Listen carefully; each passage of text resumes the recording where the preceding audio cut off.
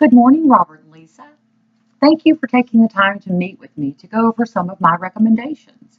In our last meeting, you both stated that your main goal is to see if you have accumulated enough assets for you both to retire in the next couple of months. I have some great news for you both. It is very feasible for you to be able to meet this goal.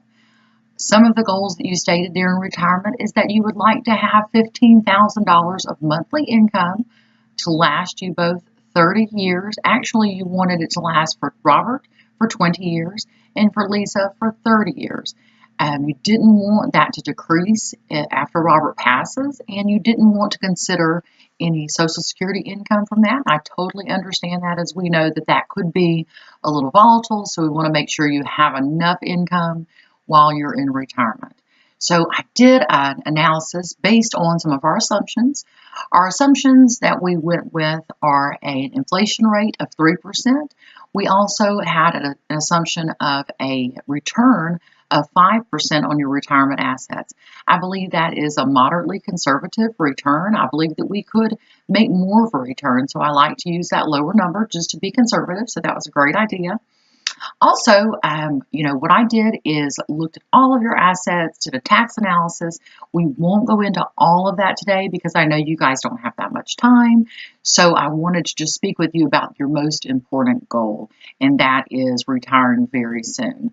So I did a calculation, and it looks to me like you need right around a little bit, $4.97 million in retirement in today's dollars to meet your monthly goals at this time. And the great news is you do have that in your assets. You have around 4.1 million. So as long as we follow the recommendations that are in the plan and we, take advantage of some tax calculations that I have done, we can absolutely meet that goal. I'm really excited for you both. I know that this time is a scary time in everyone's life when they're going to retirement, because obviously we've been working for a long time and we want to enjoy our retirement years with no kind of worries or anything like that. So I want to assure you that I do think this is possible. One thing that I'd like to discuss today is one of your largest assets. And one of your largest assets is the defined benefit plan that is offered through Robert's company. So I know you guys have a couple of options and you wanted me to go over those options and how those would affect you all. So first off, you have a lump sum distribution option of $1.2 million. And that is something that you can take right now as when you retire, and you can include that, roll that into an IRA. So that's one of our options.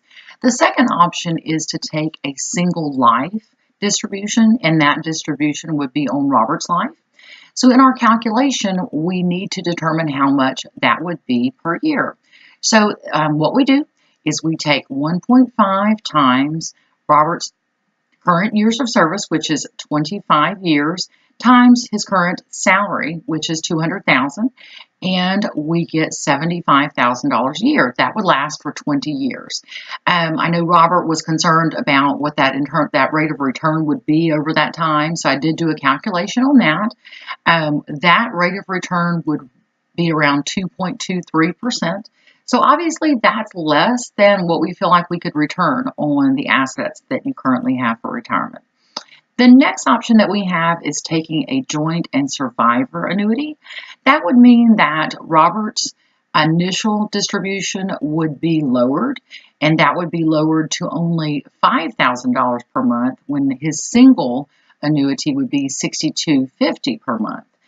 That would, after Robert passes, then Lisa would be able to take a distribution from that, which would be 50% of Robert's distribution. That would be $2,500 a month. So obviously we see that with the rate of return that you're receiving in that annuity, in that lump, if we annuitize that, the rate of return is quite low. So my recommendation for that would be to go ahead, take the lump sum distribution, and let's allocate those resources to a more moderate portfolio so we can have a higher return on that. I have outlined a moderate portfolio for you in the plan. We will go over those details in our next meeting, but I just wanted to get with you guys today and let you know that this is definitely feasible.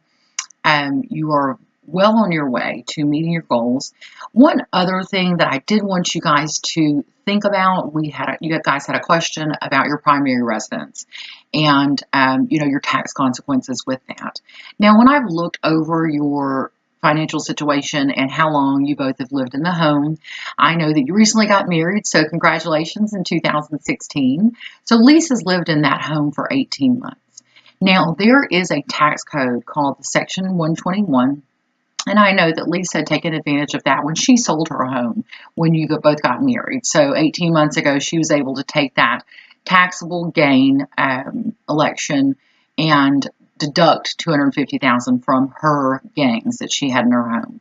However, she can only do that every 2 years. Also, since Lisa has only lived in the home for 18 months, then she has to live in that home for at least 2 years.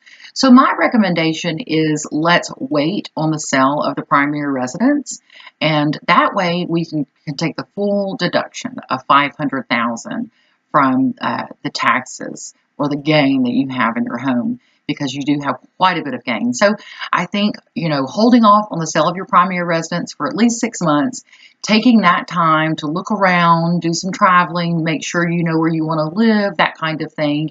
And then once you've decided that 6 months is over, we can start looking at, properties in your area. I can get you with a realtor, or obviously you might have one that you already know, and I can help you figure out the best way to go about purchasing that home and working with other professionals in that field. So I think that those are two big things that we need to think about right now. I know there's a lot to do when you're planning on retirement, and I don't want you to have to worry about whether you should take the defined benefit plan right now or what you need to do. So I wanted to go ahead and go over that. Also, I didn't want you to feel like, oh, we need to go ahead and sell the home. So you've got some time. Things are going really well. And we'll go ahead and schedule some time. I'll get with my assistant, Lindsay, and she will give you guys a call, and we will set up a time to meet when it's convenient for you. And we'll go over some of my other recommendations. But thank you guys so much for coming in. I hope you have a wonderful day and enjoy the rest of your holidays. And thank you so much.